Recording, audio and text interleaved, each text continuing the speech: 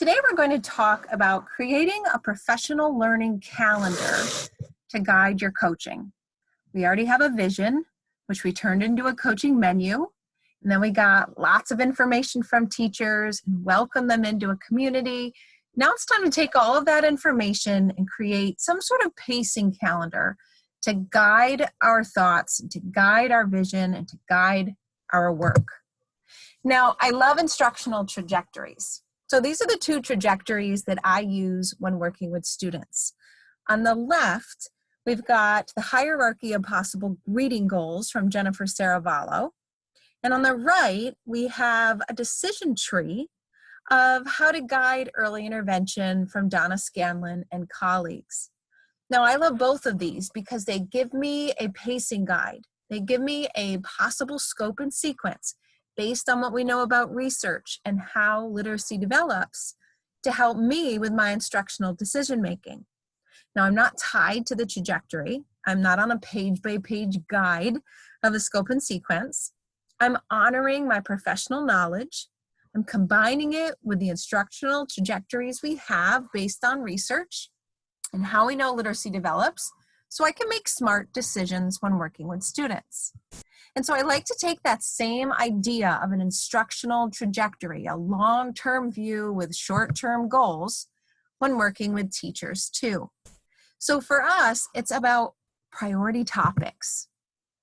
So if you were to brainstorm all the kinds of topics that might be considered a priority right now, chances are they'd be some that are technology related. How do I work Google Classroom? What about Google Meet? How about Zoom? Screencasting? Where do I find digital books? Where do I find online materials and subscriptions? And which ones are free? And how do I get my kids to connect and collaborate? And how do I handle it all? And we might also get content-related topics. How do I create a digital mini lesson? What about small groups online? How in the world do I do word study with letter tiles if I'm teaching through Google or Zoom? What about online intervention? How do I get kids with books in their hands? And what does assessment and grading look like for all of this anyway? So if you were to sit down for a minute and take a sticky note for every possible topic you had that you think your teachers needed, you'd likely have a lot of sticky notes. So how do you choose priority topics? Well, unfortunately, I can't give you an instructional trajectory that will guide your work completely. There's no single trajectory that's available. There is no one right way to do this kind of work. We have to follow the lead of our teachers. We have to combine it with what we know about instruction and research and adult learning and student learning, and simply prioritize accordingly. That's why coaching can look so different from one school to the next. Now, one of the ways, let me put all this up, that I like to organize my thinking is in a very basic calendar. So first, I like to think, what is my yearly vision? And that might be the coaching vision that you have. It might be a vision that you were given from your school district or your curriculum.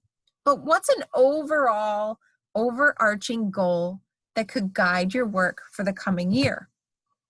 And then I like to break it down into monthly topics. And that's where those monthly visions come in to keep us on track of what we want to do and how we want to show up for our teachers. And from there, I think about live and on-demand professional development that I can provide for teachers. Now, why on demand? Well, we'll have this whole section on this of the roadmap, but teachers are busy, teachers are stressed, teachers are overwhelmed, and they need to know things when they need to know them, which might not be on our timeline. It's on theirs, it's on their students. And so I like to provide on-demand professional development during this time because it means the teachers can access it when they need it most and when they are ready for it. And then that can launch us into a coaching cycle as well. So I want to give you an example. Let's say as a school, your yearly vision or your yearly goal was to really take a close look at your classroom libraries and make sure they were inclusive and diverse. If that was your yearly goal, some of your monthly topics might be exploring how books are mirrors, windows, and sliding glass doors with faculty. 1 month might be to actually audit our classroom libraries using the multiple tools available to see what our libraries need next. And another one might be to explore our own personal reading identities and how what we think and believe impacts students' reading choices and what they take away from their text as well. Those are just a couple of suggestions. Another one might be how to use book lists and the We Need Diverse Book app to broaden our titles that we bring into the libraries. If I were to take it a step further and say if those were our monthly topics, what are some on-demand PDs that teachers could come to on their own time when they need them and are ready? So maybe I give what I call a little content burst, and I give a short PD on why diverse libraries matter in the first place. Or maybe I do an on-demand try this tomorrow PD, a quick 5 to 10 minute PD on how to audit your library to get ready for this kind of work. Or maybe I give a demonstration on-demand PD and I show teachers exactly how to use the We Need Diverse Books My Story app. There's a couple of different possibilities, and we'll jump into the on-demand PD next, but for now, I want you to think about what your calendar might be. So if you see here, you're going to have a link to this. I want you to make a copy of this or just jot something down in your own notebook, but think about these 3 things: your overall vision, the topics that you know you need to explore in order to get there, and a couple of on-demand PD ideas that you could create to curate these wonderful resources on your coaching launching pad for coaches to come to when they need them most. Now, this is something that will likely grow and change as our world changes and our experience changes. But working through this process can really help you think through your coaching role and what it could look like.